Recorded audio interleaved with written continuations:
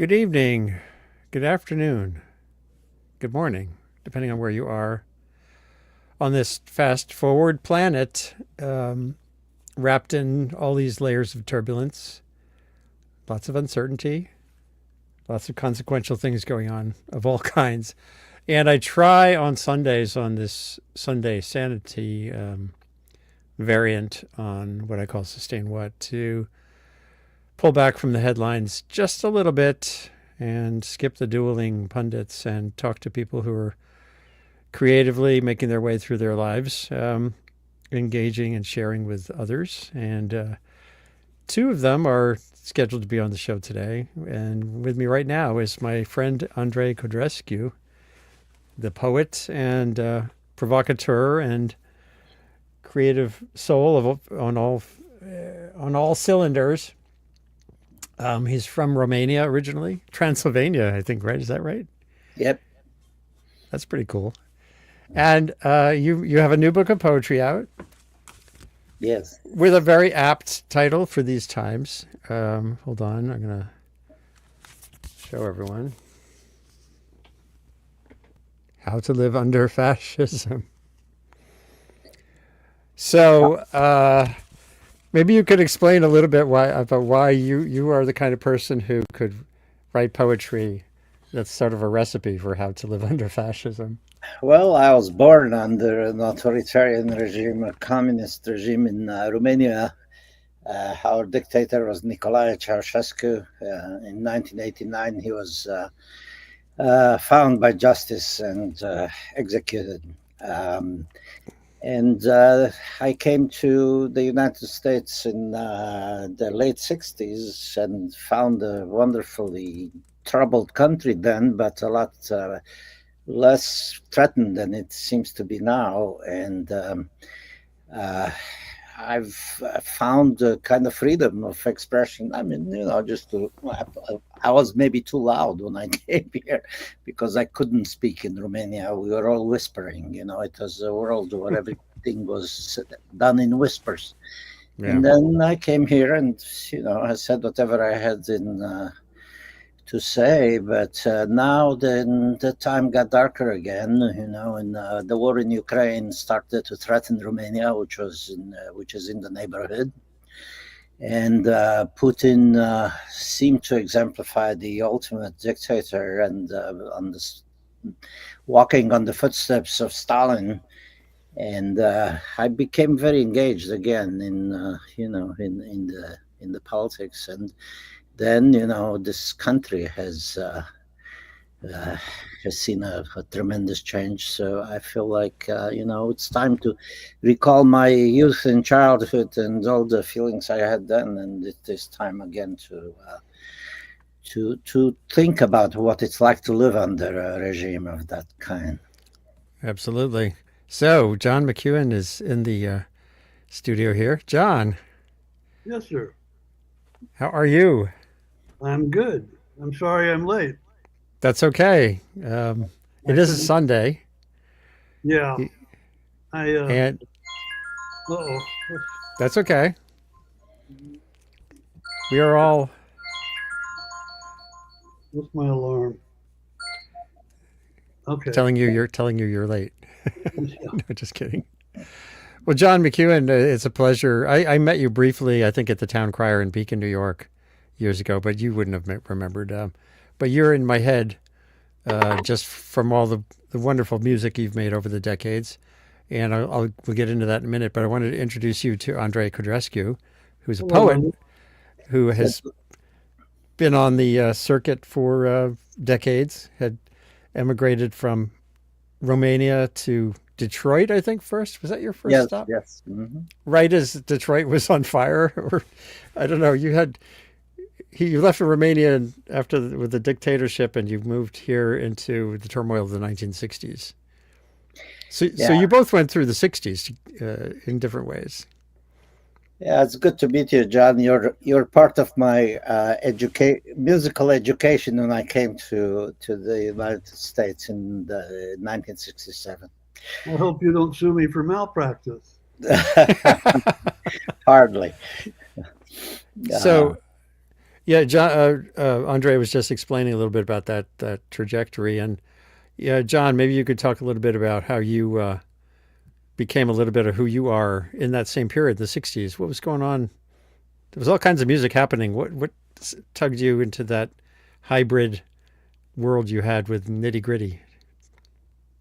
I don't really, it's like the mystery of life.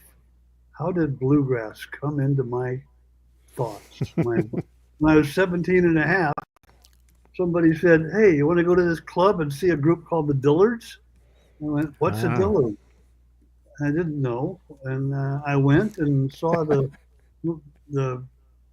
bluegrass group, the Dillards, who were the Darlin family on the Andy Griffith Show, and they were on fire. And the combination of Flatt and Scruggs and the Smothers Brothers all at once. And the banjo picker was Doug Dillard, and he was hot. And today is Rodney Dillard's birthday, and is that I right? told him Rodney has become a lifetime friend. Well, he's been a friend from a lifetime, I should say. And it was like we've had fun over the years. And I started playing, that was 1964. And in 1966, I got in the group that Les Thompson, who I still work with, he was playing bass and stuff. Well, he wasn't then, but he called me up and said, "Hey, you want to come join the guys at the music store? We're putting a group together." I went, "Sure." Um, and that was the Nitty Gritty Dirt Band, and it lasted for me for 50 years. At the end of the 50th year tour, I said, "Enough," and I stepped off the bus, told them to have fun. That's And very cool. anyway, and they hired three other guys to replace me, and I thought that was cute. And I didn't He realize didn't until I. replace me, Oh, but I sorry. mean, pardon? No, I didn't mean to interrupt you. I'm going to ask you a question in a second. Go ahead. Well, I didn't realize Jackson Brown was in the Nitty Gritty Dirt Band at that very early moment. Is that He right? didn't. He didn't either. You didn't realize. That's a strange story. That Jackson Brown went played 5 shows, 5 performances with the Nitty Gritty Dirt Band over a few months because the band didn't really wasn't together yet, and he needed some players to back him up his songs. So he had the guys in the band back him up on a few songs, and nobody knew anything. Les was 16 then, and Wow. the oldest one was 18. And Amazing. Jackson played 5 shows. He never got a paycheck from the band. He wasn't in publicity shots. He doesn't mention it in his bio, and he's never recorded with us. And Okay. I think that's all pretty interesting. But Jackson's a friend, and he's a great guy. And he sang with me a couple times. Uh, Maybe what was that? 10 years ago, and 8 years ago. A couple different funerals. we Oh put the God. we put the fun back in funeral. I'll tell you. And it was Oh jeez. so after Jackson had some hit records, after Doctor My Eyes came out, 2 of the guys started saying, "He used to be in our band." You know what that could be like. And Right. oh yeah, John replaced him. I didn't know that I replaced him. I didn't replace him. Anyway, so that Wow. was a constant bone of contention. And I didn't think it was fair to say Jackson used to be in the Dirt Band because he asked Les, the guy that asked me to join the group, he asked Les once about 8 years ago, 5 years ago, at a performance.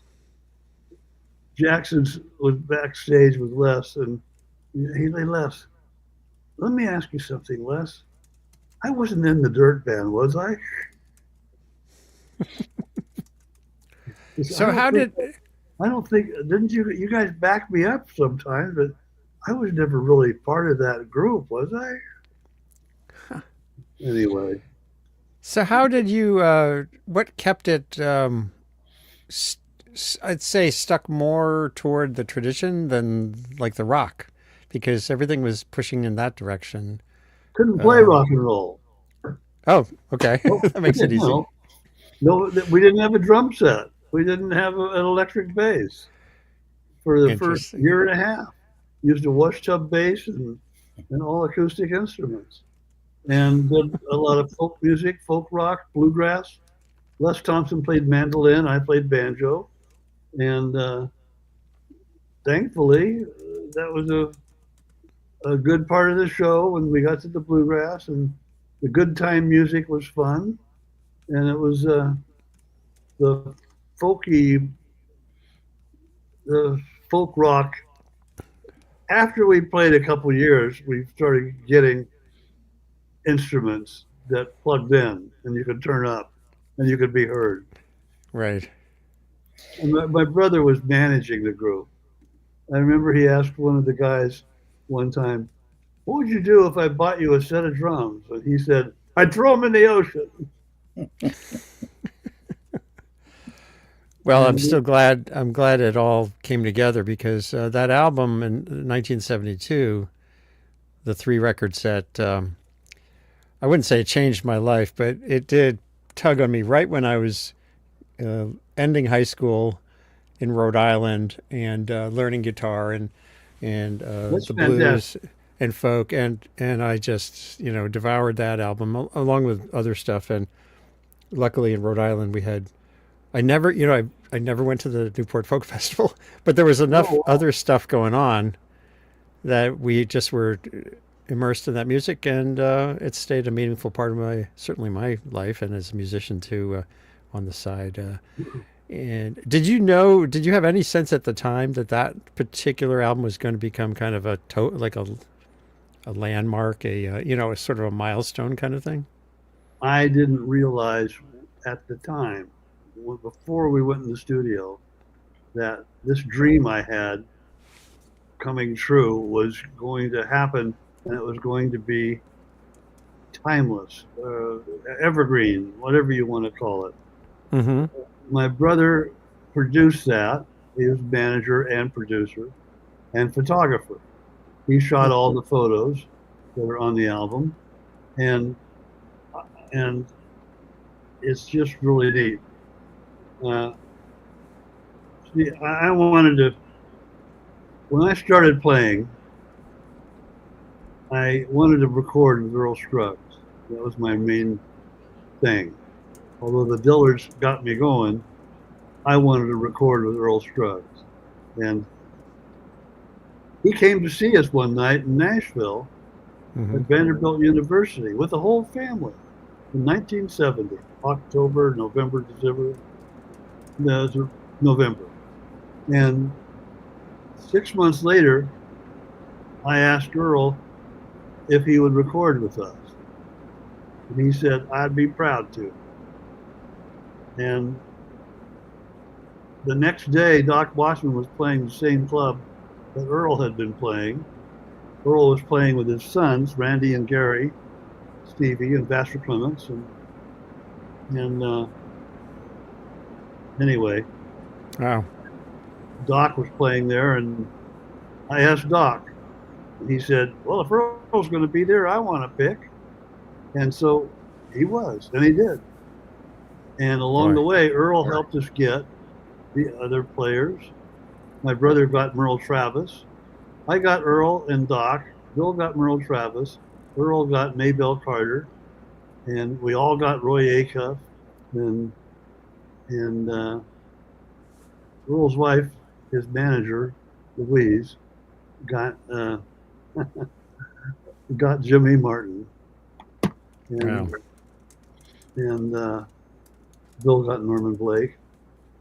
And Oh, it right. just came together. And 8 weeks after I asked Earl Scruggs that question, we were in the studio recording, and for 5 days we recorded 38 songs. and that was a milestone. That was a it was a mess. It was a fun Yeah. mess. Well, yeah. Did you happen to hear about the book? Well, yeah. There's you wrote a book Oh, fairly recently, right? there's a Oh. book now. How did that get That's there? great. Hold on, let me change the screen so people can see it better. Hold on one second. Yeah. The book is one I wrote with. It's my brother's pictures are in it. It takes the path of the early. Excuse me. No problem. Oh, it's Rodney Dillard. I gotta take it. Oh, Are you going to Tell him- edit or are we live? no, we're live. Tell him happy birthday. Just Hey, go on the Rodney. I'm just, Hey, John. happy birthday. Thank you, sir. You called and I was in a place where I couldn't hear Jack, even with my hearing aid. So I wanted to wait till I got out of there so I could call you and talk, so I could hear you. Oh, you're calling at an opportune time. I'm Well, tell talking him to he's somebody on about the air. I'm doing a live on-air interview, and, Oh, and I was just talking. to call you back. You got to get your licks in. I was just talking about the Dillards. Well, whoever you're talking to, tell them that you're one of the most talented entertainers that I've ever known. How can I do that? Well, we'd also like to wish you a happy birthday, it sounds like. Yeah, we had great. And John, I was just telling this is Rachel's fiance's family. They've become our family. And I was just telling one of them that didn't know how you introduced me to Rodney. Oh, good. And then we saw that you had called. Well, I'll call you So, back. small world. He just put up a picture of you, Rodney. Uh-oh. So you're moving into my interview I'm trying to do. And Well, I'll back off and you go tell them everything that you've ever done. Tell them about String Lizards, which is a great, great album, and the one you cut in New York, which is a great album. You're always innovative and you always march to the beat of a different drum. Or banjo. There you go. well, okay. Good to hear you. I'll call you later. That was fun. Bye, interviewer. Bye-bye. Yeah. So now I want to segue, like same time frame, but different location, back to the journey of a poet in America, from Romania in America. And hold on, let's see. I just want to switch screens here to. Oh, here we go. No, where is it? Is it poetry in English? Yes. So 1970, 71, 72. What were you up to, Andrei?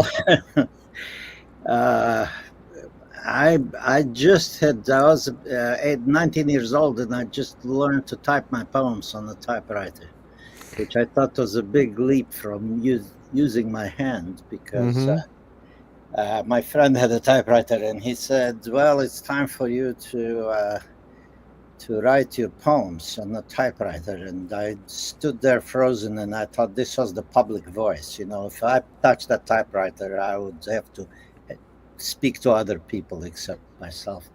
So when I emigrated, they let us leave with a suitcase with some, and none of my notebooks and none of my poetry or my mother's photographs. She was a photographer. Just some clothes, and we got to America, to Detroit in 1967. Detroit was burning. And we were on the John Lodge Expressway, and the radio came on with Jose Feliciano singing "Come On Baby, Light My Fire," and behind us was Detroit in flames. Wow. And there was a curfew, a 6:00 curfew, and the National Guard and the Army were moving up Woodward Avenue, and if they saw your head out the window, they would fire.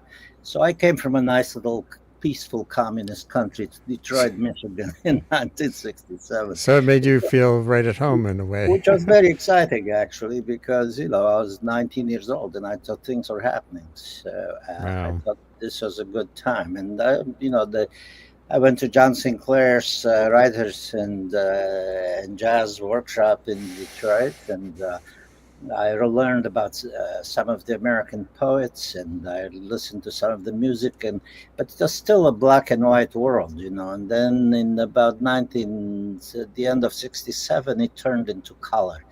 It suddenly the black and white sign over the artist workshop read, "Come on, people, now love one another right now," and everything turned into color psychedelia as the kids from Detroit suburbs started to pour into downtown Detroit. And so I had not only my life changed from black and white and whisper to color and loudness, you know, shouting things, but I was learning everything. And I learned too that people are quite generous, because I didn't have any money, or, you know, there was crashing at people's houses. And then I thought, well, where were all the poets? And all the poets were in New York. So I moved to the Lower East Side in 1967. And Did you ever know David Amram? yes, I know David. I love David. And I went to all his birthday parties. You know, he has these tremendous birthday parties every He's every on year. one of my albums. I used him on Steve Martin's album, The Crow, that I produced 12 years ago. Oh, I didn't know that. That's so cool. And I produced Steve's first music album, and we won a Grammy. But Amram was on it, and he's really cool. He calls me Pops. That's what Dizzy used to call me. Pops. He taught Jack Kerouac how to read to music with jazz. He talks about Jack a lot. Right. He does. In fact, hold on a second. I'm just going to bring in, just for fun, I'm going to bring in a little Amram riff here from, let's see, share screen. Oh, no, I don't want to share screen. See, I'm my own producer. I've got to do these things. Let's see. Video file. Amram. He's now 94. And he was just on the show. He was just on the show not long ago. So I'm just he was. How nice. When I go to folk festivals and things, I'm not slumming. I'm actually learning how I'd like to be. What Charlie Parker himself said, why he loved folk music and loved country songs. He said, because it goes right from your heart to the heart of the person listening with no BS in between. Well, I love that idea of learning how to be at the age of 94. Well, I think that's what you're supposed to do. That's supposed to give you, it proves to you, now that you prove that you've been dumber longer than younger folks,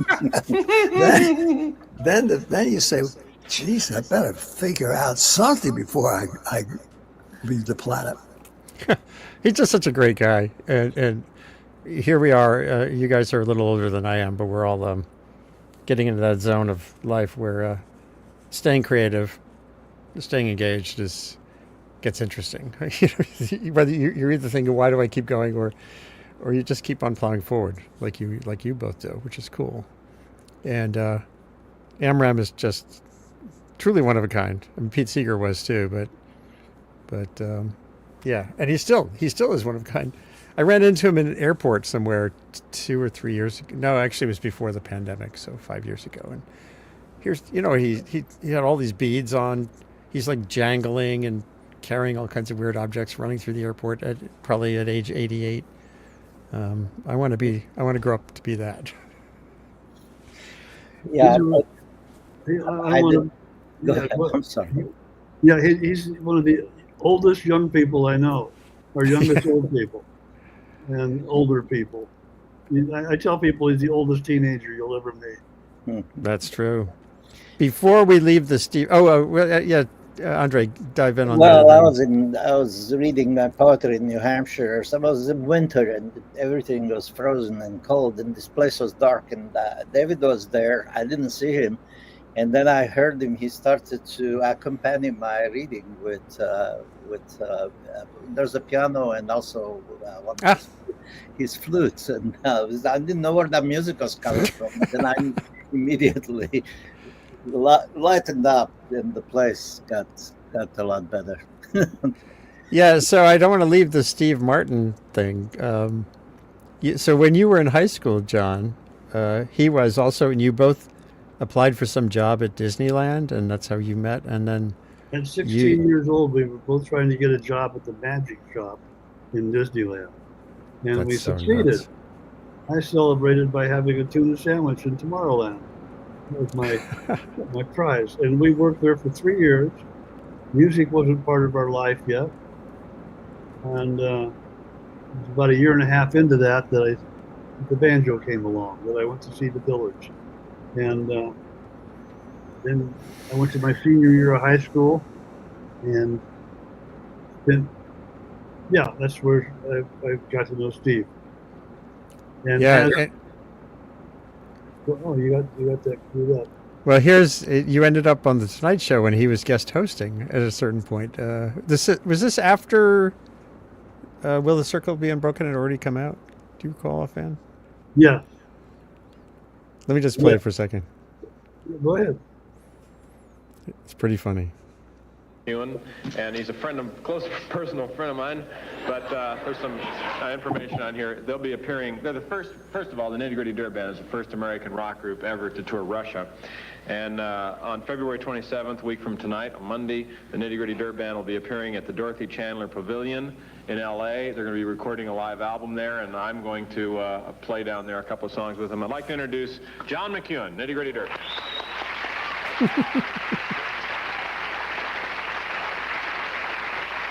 Where did I get all that hair? Well, did you bring your banjo with you, John? No.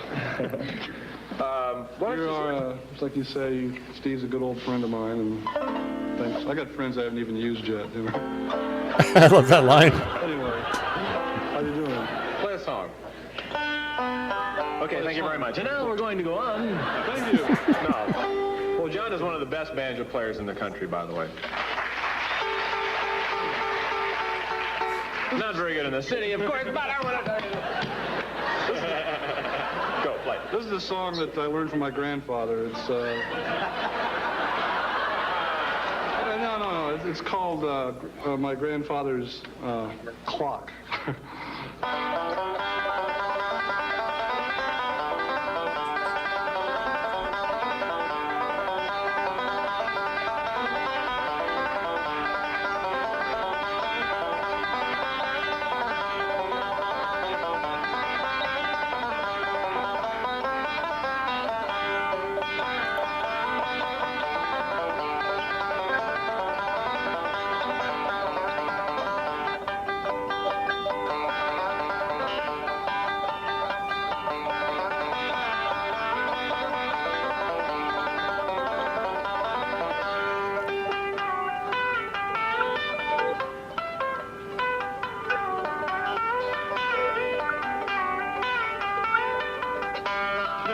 Yeah. Unbelievable.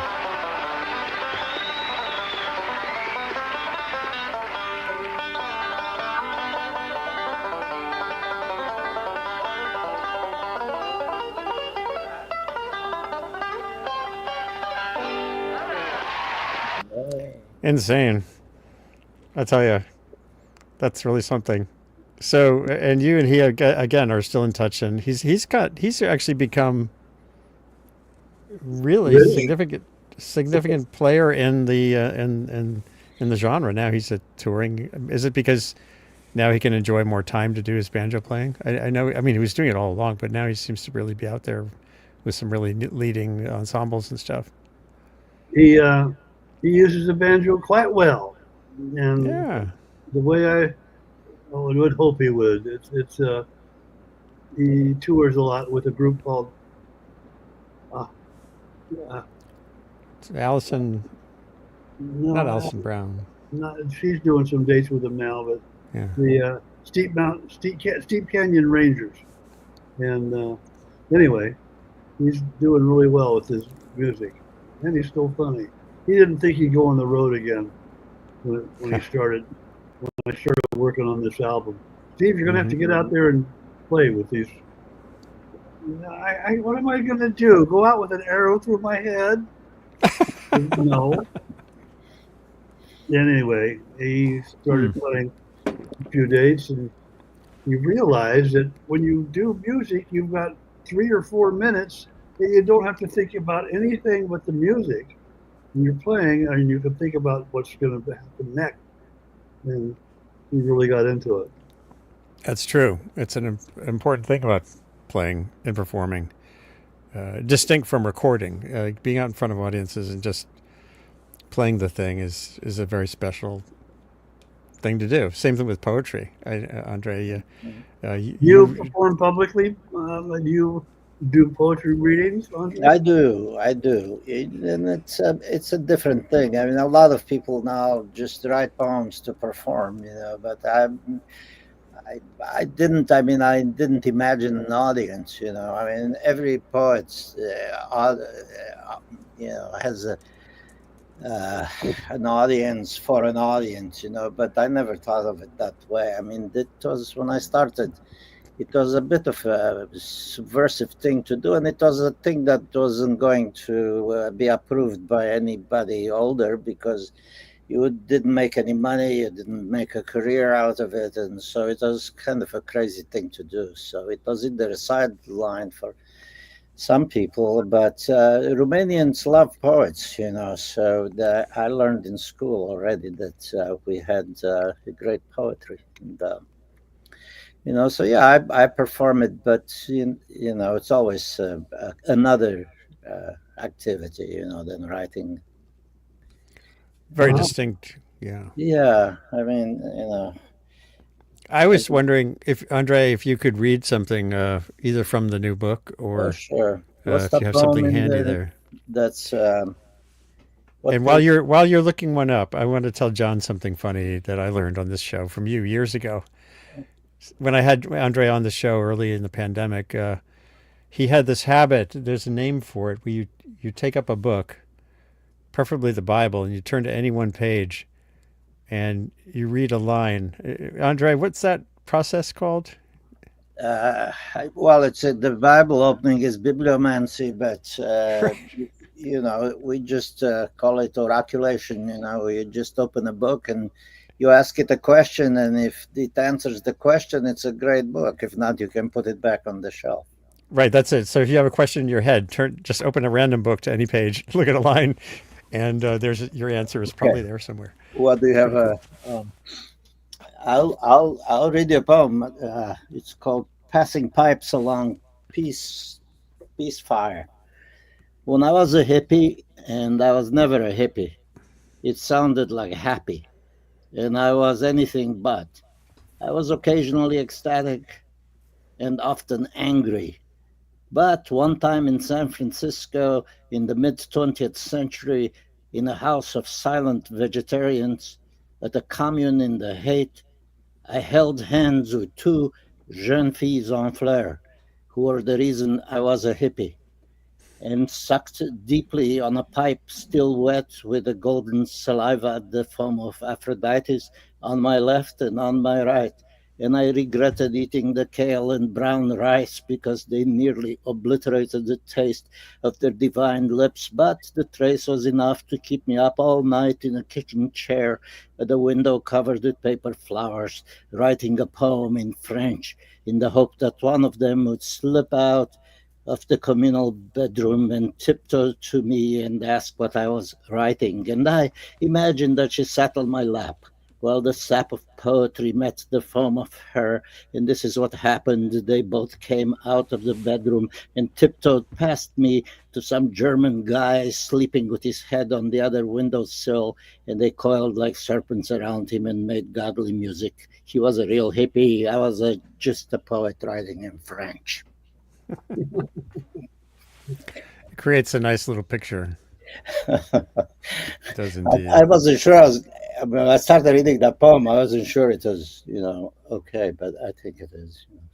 It really happened. And John, I don't know if you are in the mood to sing a tune, but if you had one in mind, and if you have an instrument around, that'd be cool. But certainly don't have to. I don't have anything. Thanks for the warning. Oh, don't worry about it. If you're not set up for that, don't worry about it. Oh, I could be set up for it, but I gotta get something.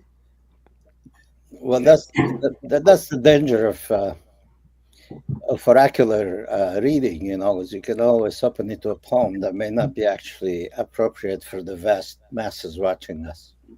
There you This are. is something from my new album. cool. It's only a year old. The Newsman. It's called The Newsman, and it's how long has it been since I'd known old Rivers? I don't know. It seems like that old fella was always around. Mhm. Spent his whole life doing hard work, always walking that plowed ground. And he had a one-room shack about a mile from us. We were about as poor as him. Had an old mule he called Midnight Oil. I'd tag along after them. He had a one-room shack about a mile from us. We were about as poor as him.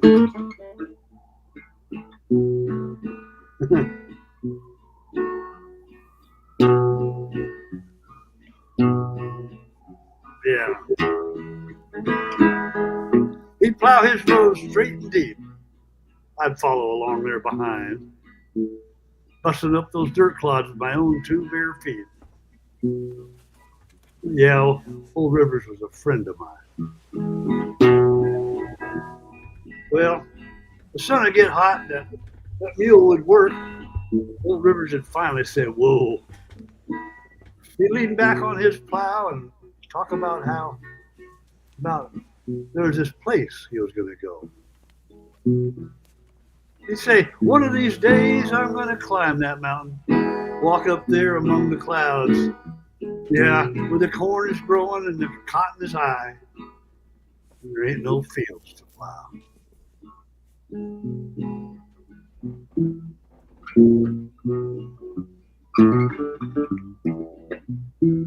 I got a letter today from the folks back home. They're all fine. The crops are dry. Down at the end, my mom said, "Son, old Rivers, he died." I'm sitting here now in this new plowed earth, trying to find me a little shade. I look across that field and I see that mule, old Rivers, and me. Yeah, one of these days I'm going to climb that mountain, walk up there among them clouds. The corn is high and the cotton's growing, and there ain't no fields to plow. There ain't no fields to plow.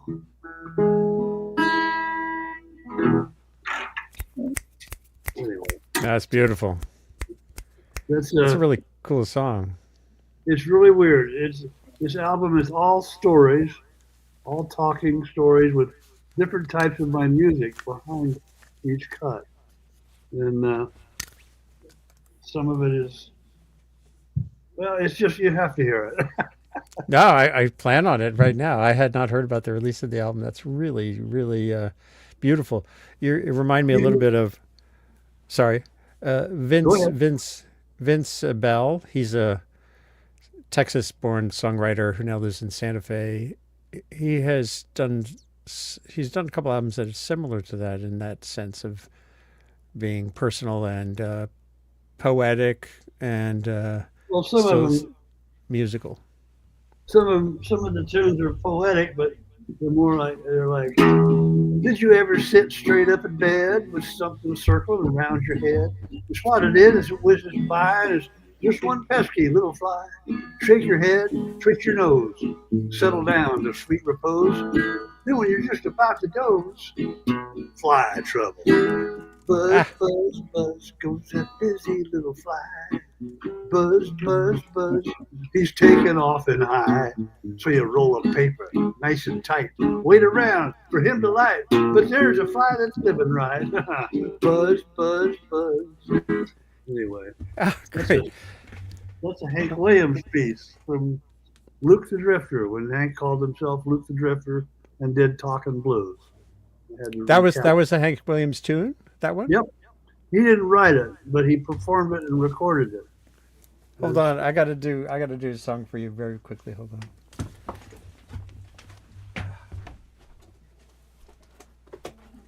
Oh. All right. I recently, we all have issues with like too many things to do, even at our age. So I wrote a song called. I think it gets worse sometimes. Yeah. Oh yeah. Hopefully you can hear the guitar and stuff. This is called Nibbling Ducks. You just brought it to mind because of the flies. I tend to stay calm in a raging storm. I keep my cool when it gets too warm. I hold my tongue when others fight. Just one thing keeps me up at night. Those pesky chores piling up make my brain explode. Feels like a flock of hungry ducks nibbling on my toes. Those nibbling ducks, bills unpaid, nibbling ducks, bed unmade, nibbling ducks, taxes due, nibbling ducks make a fool out of you. Kitchen sink goes drip, drip, drip. Favorite sweater's got a brand new rip. Left front tire has a hissy leak. Old back door goes squeak, squeak, squeak. Those pesky chores piling up make my brain explode. Feels like a flock of hungry ducks nibbling on my nose. Those nibbling ducks, bills unpaid, nibbling ducks, bed unmade, nibbling ducks, taxes due, nibbling ducks make a fool out of you. Well, worst of all is late at night, sleeping all serene, when a horde of ducks quack, quack, quacking poops on my sweet dreams. Those nibbling ducks, bills unpaid, nibbling ducks, bed unmade, nibbling ducks, taxes due, nibbling ducks make a fool out of you. Nibbling ducks, nibbling ducks, nibbling ducks make a fool out of you. There you go. Yeah. Now I gotta add the flies. I got something for you that's, about floating on the Buffalo River in a canoe, and it's the last time I remember, having a peaceful time, So I thought, it's called The Dog Days of Summer, and it's short. We lay down on the bottom of the canoe, stupefied by eternity. We forgot the towers, anthrax, the neutron bomb. You were a data entry. Grant no more, and I no data bouncer. The dragonflies mating on your back flashed iridescent blue with the current. I was a young fool. You're a young fool too. Is there some kind of feedback? I could hear it. John, could you not hear it? No, I can hear it. Just you've got. There you go. That got rid of it. Oh, was there a Big delay. Okay, good. Back onto the headphones. Yeah. All the lessons we learned in the COVID time. And now we have Trump time. There's always some time. Well, this has been fun. We could go a little longer, but I think, supper is calling. You know what? What's calling? I have to cook some lobsters, actually. We live in Maine, and oh man! And the price came down finally because lobstermen don't go fishing as much in the wintertime. And it's fun. We moved this. I typically was doing this show in the mornings on Sundays, and I like the idea of doing it in the evenings too. But it's just been fun to catch up with both of you. And John, it's great to know you have a new album out. I just had not process that. And you're playing at the Ryman this week or somewhere.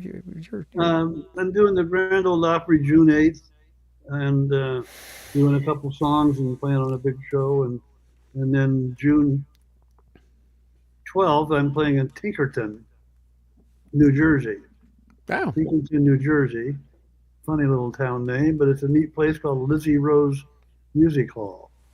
And then on the 14th, I'm playing at the Charlie Poole Festival in North Carolina. That sounds like fun. And it is fun. It will be fun. And that's what I like about fun. It's the best thing to have. Oh, look at that. And here's your website, johnmceuen.net. And If you can go there. If you go to my website, you can buy that book. It's a picture of my book. Right. There you. This is that's that same picture. You can get all that stuff. It's signed. I signed it all with the hopes. Oh, that's good to know too. And it's a I don't know if I think it's a few dollars more to get it from the website, but that's because it's a website. But and that's the album. It's great. With the Nitty Gritty Dirt Band. That's the Circle album there. And fantastic. That was, out of the 40 albums we made, that one's a standout for sure. I would agree. But now your new stuff on your own, I've got to catch up with. So that's my vow. I appreciate that. I hope you do it. And if you get it, listen to The Cremation of Sam McGee. It's one of my best pieces of work. I will right away. That title is certainly intriguing right away too. What drives you to keep writing new songs, John? Well, I got to do something. I can't say to my wife, "You want to hear this song about the dead dog again?" You know, it's like Mr. Bojangles is 50 years old, and it's like, oh man, it just fleets by, doesn't it? I think it's like it's something I can do, so I need to do it. And great, it's fun to do, especially when you find there's a new song, a new piece of music that reaches people. Yep, and here's one of your fans is saying right now, Lindsay Sandham says, "I love The Cremation of Sam McGee." I hope the message just came in. I would bet she does. Well, that's an example of a piece that was written in 1906, I believe, that has been around a long time. My sister used to read it to me when I was in 5th and 6th grade, and I had to dedicate this one to her. Then there's also a story on there called Nui Ba Din, which is about taking a hill in Vietnam, written by a veteran that was there. And his recounting of, well, they handed me a gun one day and they told me I didn't have to win. Keep my head low. I didn't have to win. Anyway, it's a really tough read. And the music behind it is fun. I mean, it was fun to put it together. It's so much fun putting music to words, and it's hard to explain. It's like explaining colors to somebody. Anyway, that's cool. So. Well, Andrei, you keep at it too, and here's your you're on Substack now, among other things. AndreiCodrescu.substack.com, where I tend to live. And I'm not sure if the sound could come through, but there was you just did this piece. It was very interesting. We've all heard that Trump plans a military parade on his birthday, and now he's saying it's the 250th anniversary of the Army, and there's some question about whether that's a valid thing. And, you know, he clearly glories in this stuff. And so, Andrei, you wrote this whimsical breaking news items, 2 of them. Maybe, I don't know if you could see the screen or read them yourself, or I could play the audio. maybe you could play the audio because I can. It's a little. I'll play the audio. It's pretty interesting.